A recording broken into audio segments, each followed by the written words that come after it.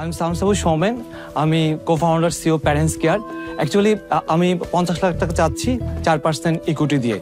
So আসলে আমি কেন প্যারেন্টস কেয়ারটা শুরু করেছিলাম, আমি আমার ওয়াইফ দুজনেই কর্পোরেট হাউসে জব করতাম। আমরা বাচ্চাদেরকে টাইম দিতে পারতাম না, আমার প্যারেন্টসকে টাইম দিতে পারতাম না। দ্যাটস ওয়াই 3 years ব্যাক আমরা এই বিজনেসটা স্টার্ট করি, একটা ওয়েবসাইটের মাধ্যমে আমরা শুরু করি। আর এটা হোয়াই নাও, কেন কেন নিউক্লিয়ার ফ্যামিলি বেড়ে যাচ্ছে, আমাদের ছেলেমেয়েরা বিদেশে চলে যাচ্ছে তার বেটার লাইফ, বেটার স্টাডির কারণে। আর অ্যাজ পার আইএলও রিপোর্ট অনুযায়ী 650 million care giver required in world wide, এবং বাংলাদেশেও হিউজ ডিমান্ড, এবং এটা নেক্সট 100 ইয়ার্সের বিজনেস হচ্ছে কেয়ার গিভিং এবং ন্যানি বিজনেস। দ্যাটস ওয়াই আমরা এই বিজনেস শুরু করেছি। এখানে আমাদের এখানে 10 কেয়ার গিভার 10 ন্যানি আছে, যারা হচ্ছে আমাদেরকে সার্ভিসটা বাহা দিয়ে, সব টেনশন আমাদের। আমরা আপনি যাতে জবে মজা দিতে পারেন, সব কিছুতে মজা দিতে পারেন, টেনশন আমরা নিয়ে নিব। আমরা অলরেডি 3 কোটি 10 লাখ টাকা অ্যাচিভ করেছি এই পর্যন্ত জিএমবি, এবং আমাদের মান্থলি রেভিনিউ আছে 17 লাখ টাকা। ইভেন আমাদের ইয়ারলি গ্রোথ আছে 64%। এবং আমরা দুটো ফান্ড পেয়েছি, একটা আইডিয়া প্রজেক্ট থেকে গ্রান্ট, আর একটা হচ্ছে BOLC accelerator program, BOLC scale up funding. 25% on serviceable commission পাই আমরা। এটা হচ্ছে আমাদের বিজনেস মডেল। থ্যাংকস। তো আপনার সাথে আজকে কারা এসেছে? আমাদের উনি হচ্ছে কেয়ার গিভার, আর হচ্ছে এই ন্যানি আছে একটা বাচ্চা দেখাশোনার জন্য, ও কুমুদিনী থেকে টেন আপ করা। আর উনি সিএমও। ওনার পরিচয়টা কি, যিনি আপনার ক্লায়েন্ট? হচ্ছে আমার আম্মা। ও আসসালামু। তো প্যারেন্টস কেয়ারের বিহাইন্ড দ্য স্টোরি কি? আপনি এটা শুরু করলেন কেন? এর আগে আপনি কি করতেন? আমি এর আগে রবিতে ছিলাম, কর্পোরেটে, অনেক কর্পোরেট জব করতাম। আপনি কেন রবি ছেড়ে প্যারেন্টস কেয়ার শুরু করলেন? না, আমার কাছে যে আমি বললাম না, আমি আর আমার দুজনেই জব করতাম, তা আমরা হচ্ছে বাবা মাকে, যেমন আমার বাবা মাকে সময় দিতে পারতাম না। আমরা 6 ভাই বোন, কিন্তু দেখা যেত এ বলতো তুমি যাও, তুমি বলতো এরকম একটা পড়ে যেতাম। আমাদের সবাই এত বিজি, কেউ বিদেশ চলে যাচ্ছে, কেউ কিন্তু এই কারণে আমার মনে হচ্ছে যে কেয়ার গিভিং। পরে আমি কেয়ার গিভিং একটু স্টাডি করলাম, দেখলাম না, এই বিজনেসটা হিউজ পোটেনশিয়ালিটি আছে, বা ন্যানিরও। কারণ এখন বোথ হাজবেন্ড ওয়াইফ চাকরি করছে, তো সো হাজবেন্ড ওয়াইফ চাকরি করা মানে বাচ্চা দেখাশোনার লোক লাগবে। তো এইভাবে আমরা আসলে কেয়ার গিভারতে ফার্স্ট স্টার্ট করেছি, তারপরে ন্যানিতে আমরা গিয়েছি।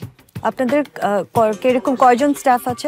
আমাদের 10 জন স্টাফ আছে, মানে ন্যানিজ এন্ড না, ন্যানি কেয়ার গিভার ওভারঅল কাজ করে 120 জন। আচ্ছা, এদেরকে ট্রেনিং দিচ্ছে কারা? আপনারা নিজেরা দিচ্ছেন? আমরা গ্রুমিংটা করি, কিন্তু মেইন ট্রেনিং দেয় হচ্ছে ওই যে কুমুদিনী, টিএমএস। ট্রেনিং এ কি একটু মেডিকেল কিছু ইনক্লুডেড থাকে? হ্যাঁ, 6 মাসের ট্রেনিং থাকে, লেভেল 1, লেভেল 2, এখন লেভেল 3, 4ও চলে আসছে।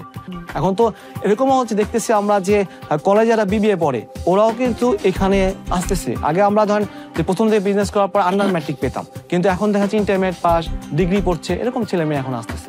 লেটস সে আমি একজনকে চাই, তাহলে কি করতে হবে, আবার কত দিতে হবে? আপনি যেরকম আমরা কেয়ার গিভারের 2টা প্যাকেজ আছে, 12 আওয়ার 24 আওয়ারের। হ্যাঁ, 12 আওয়ারের জন্য যদি দেন 20,000 দিতে হয়। আর যদি ন্যানির ক্ষেত্রে আমরা নিচ্ছি হচ্ছে 10 ঘন্টার প্যাকেজ, আমরা নিচ্ছি 13K। যদি সপ্তাহে 5 দিন নেয় 13K, আর যদি সপ্তাহে 6 দিন নেয় 14K। আর আপনার ইয়েকে কত দিতে হয়, ন্যানিকে কত দিতে হয়? কেয়ার গিভারের ক্ষেত্রে 25% আমাদের প্রফিট থাকে, আর ন্যানির ক্ষেত্রে একটু কম থাকে, 23 মতো থাকে। আর আপনি এখন বলছেন 100 জনের উপরে? হ্যাঁ, 100 জনের উপরে আছে। সো এদের ব্যাকগ্রাউন্ডটা আপনি কেমনে করেন? আমরা ওদের গ্যারান্টার থাকে, ওদের ন্যাশনাল আইডি কার্ড ভেরিফাইড হয়, তারপর ও যখন জবে জয়েন করবে ওর গ্যারান্টার এসে একটা সিগনেচার দিয়ে যাবে। টার্গেট মার্কেট কোনটা? আমাদের যেমন কাস্টমার বেজ যদি গুলশান, বনানী, উত্তরা, ধানমন্ডি। আপনারা এটা কতদিন ধরে করছেন? 3 বছর হবে। 3 বছর ধরে। এন্ড সো ফার 3 বছরে কি কি চ্যালেঞ্জেস ফেস করেছেন? ওই যে স্কিল ওয়ার্কার, এটা হচ্ছে মেইন কথা। প্র্যাকটিক্যাল এক্সপেরিয়েন্সটা খুব ভালো, কিন্তু সফট স্কিল, ধর টাইম, কিন্তু এটা রুগী টাইম ম্যানেজমেন্টটা প্রবলেম করে, 10টার জায়গায় 11টা যাচ্ছে, এই জিনিসগুলো সফট স্কিলের কিছু থাকে, ওগুলোকে বেশি চ্যালেঞ্জিং হয়। তারপর হঠাৎ করে মানে মোবাইলটা অফ করে ফেলে, এইগুলো খুব একটা এইগুলো আনঅ্যাভেলেবল হয়ে যায়। হ্যাঁ, আনঅ্যাভেলেবল হয়ে যায়, তখন হঠাৎ করে মোবাইল অফ করে ফেললো। কেয়ার গিভার, ন্যানি, এগুলি তো খুব পার্সোনালাইজড একটা সার্ভিস, যে আমার relationship with the care giver over time same জনেই থাকে। হ্যাঁ, তো কিভাবে আপনাকে বাইপাস করে ওরা ডাইরেক্ট না হয়ে যায়? এটা হচ্ছে রিপ্লেসমেন্ট লাগে ওদের। এটা ও যেমন 2 মাস পরে ছুটিতে যাবে, হ্যাঁ, ও কিন্তু রিপ্লেসমেন্ট একটা দিয়ে যাবে না। রিপ্লেসমেন্ট ঢুকালেও ধরেন ওটা কি সিকিউরিটি ইস্যু আছে কিনা, ওটা কিন্তু কাস্টমার কনসার্ন থাকে, কারণ একটা লোক দিয়ে গেল, ওটা আবার কিছু করবে কিনা। সো আপনাদের লায়াবিলিটি কি? ফর এক্সাম্পল, কোনো ইন্স্যুরেন্স পলিসি আছে? না, এটা তো ধরেন আমাদের ওই লিগালে সবকিছু লেখা থাকে, ওখানে থাকে। এখন ওটা তো ভেরিফাইড ব্যাপার, যে এটা আসলে হচ্ছে কার কারণে হলো, কেয়ার গিভারের কারণে হলো না ওর কারণে হয়েছে, বাসার কারণে, ওটা ভেরিফাইড হবে। প্রুফ হলে অবশ্যই ওর বিরুদ্ধে অ্যাকশন যাবে। কোনো কিছু হলে ওইটা ওই গ্যারান্টার যে থাকবে, ওই গ্যারান্টারকে অবশ্যই এটা দায়িত্ব নিতে হবে। ওটা কিন্তু আমাদের এগ্রিমেন্টে লেখা আছে। গ্যারান্টারটা কে? আপন বাবা মা অথবা ভাই। But as a company parents care কোনো লায়াবিলিটিজের দায়িত্ব নেবে না? না, অবশ্যই প্যারেন্টসকে দায়িত্ব নেবে। প্যারেন্টসকে অবশ্যই অ্যাকশনে যাবে, প্যারেন্টসকে অলওয়েজ হেল্প করবে।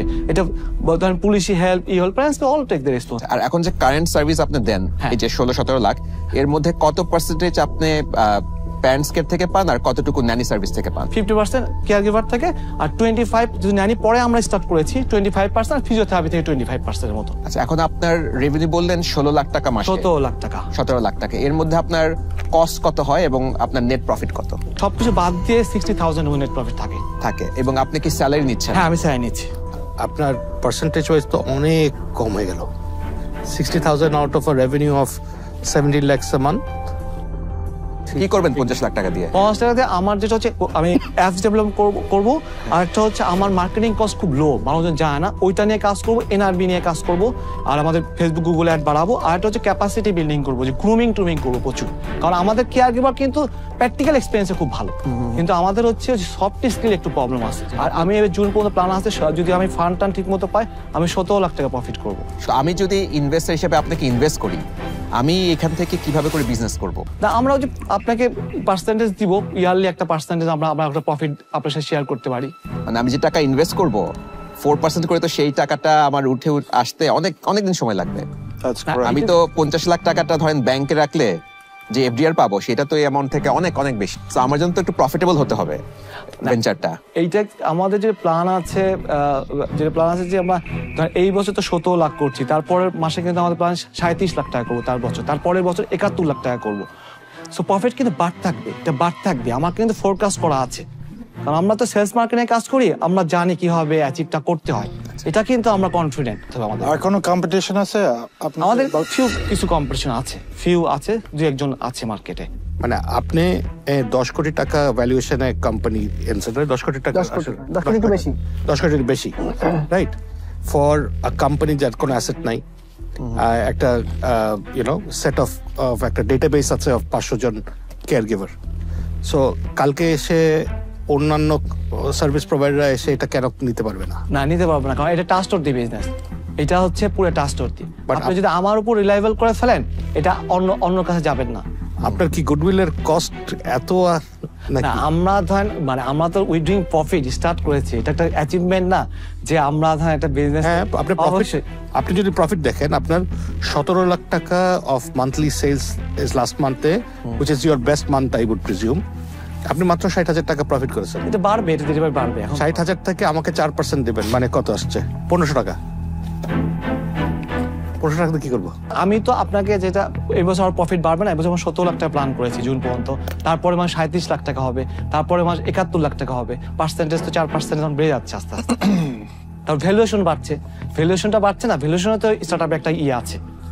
বাট আমি আপনার মডেলটাই আর কি বুঝতে চেষ্টা করছি যে ফিউচারে আপনার একটা কিরকম হবে। এমনিতে ইটস আ গুড প্ল্যান, মানে ফিউচারে অ্যাজ পার আইএলও বা অন্য রিপোর্ট অনুযায়ী হিউজ ডিমান্ড। আমরা লাস্টে ইউনাইটেড ওমানে একটা মালয়েশিয়া আমরা গিয়েছিলাম প্রোগ্রামে, ওরা শুধু আমাদেরকে বলছে বিজনেসটা ধরে রাখো।